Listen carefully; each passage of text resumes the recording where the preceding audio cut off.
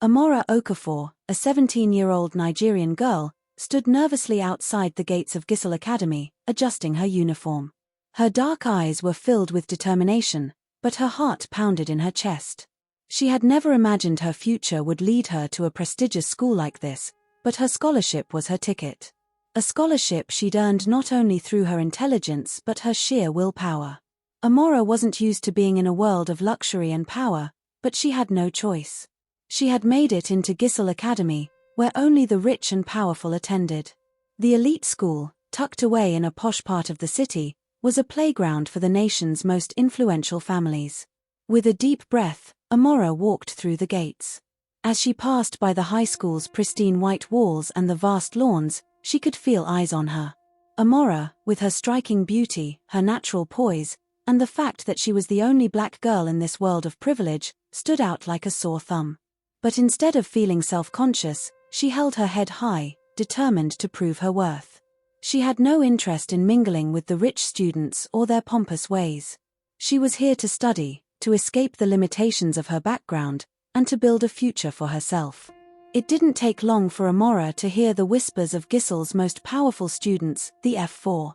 The infamous group of 4 boys who ruled the school, each one wealthy, handsome, and untouchable.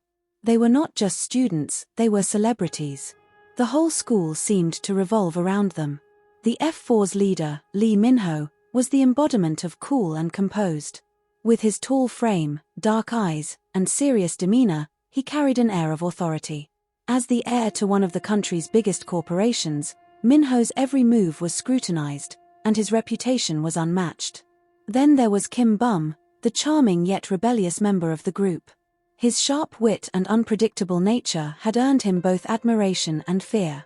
With tousled hair and a mischievous glint in his eyes, he never backed down from a challenge.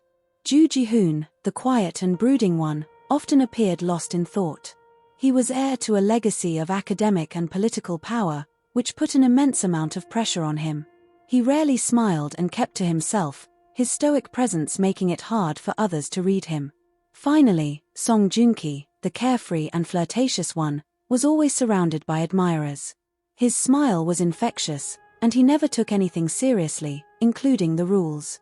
Beneath his charming exterior, however, was a boy hiding his own insecurities, unable to meet his family's unrelenting expectations. The F4 weren't just popular, they were the kings of Gizle Academy. They ruled the campus with an iron fist, and their every whim was catered to by the students and faculty alike. The power they held made them untouchable. Amora's first encounter with the F4 didn't happen in the usual way. She hadn't been humiliated by one of their pranks or found herself caught up in their schemes. Instead, it started with a simple interaction on the first day of school. Amora had been walking to her class when she noticed Lee Minho and the F4 standing together at the school's fountain. They were laughing, carefree, as if they owned the world. But Amora wasn't impressed. She wasn't here to fawn over boys who had everything handed to them. She wasn't like the other students, who were in awe of their status. Without realizing it, she bumped into Kim Bum, who had been leaning against the fountain, lost in thought. He smirked, clearly amused by her boldness. "Watch where you're going," he teased, his eyes glinting mischievously. Amora shot him a cold glance. "I'm sorry. I didn't see you there." Kim Bum's smile widened. "You're new here, aren't you? Don't think you're going to be left alone just because you don't care about our reputation." Before Amora could respond, Lee Minho stepped forward, his presence commanding attention. "You're Amora, right?" he asked, his deep voice calm and authoritative. "Yes," she replied, maintaining her composure. "And I'd appreciate it if you didn't waste my time." Minho raised an eyebrow, intrigued by her directness. "I see. You're different. I like that." Amora didn't know how to respond. She wasn't interested in his flattery or attention. She turned away, walking briskly toward her class, but she could feel the eyes of the F4 following her. Over the next few days, Amora found herself the subject of curiosity among the F4. They tried to play their usual games, sending messages, using their power to get people to treat her differently, but Amora refused to be intimidated. She was too focused on her studies to care about their antics. But things took a turn when Ji-hoon noticed her during one of their classes. He saw something in her, her independence, her refusal to be like everyone else, and he couldn't help but be drawn to her. One day, while Amora was reading in the library, Ji-hoon approached her, his usually stoic face softening slightly. "You're always reading," he commented quietly, his deep voice almost a whisper. "Don't you ever take a break?" Amora glanced up, meeting his gaze. "I take breaks when I need them. What about you? You don't seem to care much about school."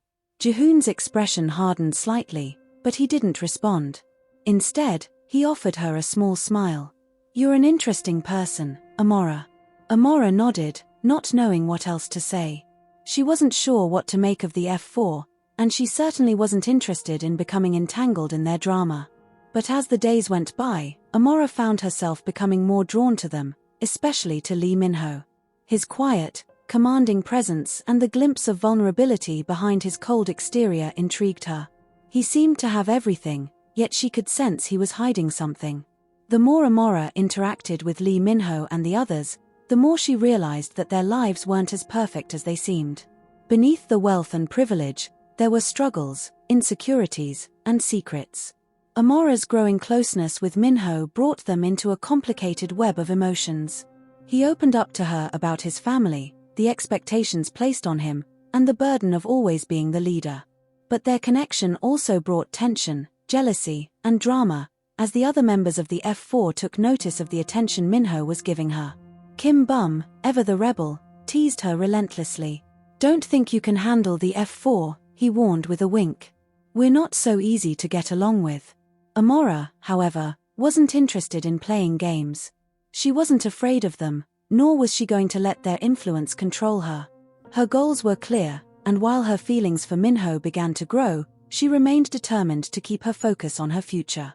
As Amora and Min-ho's bond deepened, the other members of the F4, especially Kim Bum and Song Joong-ki, began to cause trouble. They played their pranks, pushed her limits, and tested her loyalty. But when a betrayal within the F4 threatens to unravel everything, Amora is forced to make a choice. Will she continue down the dangerous path of love and power with Min-ho, or will she break free from the world of privilege to build her own future?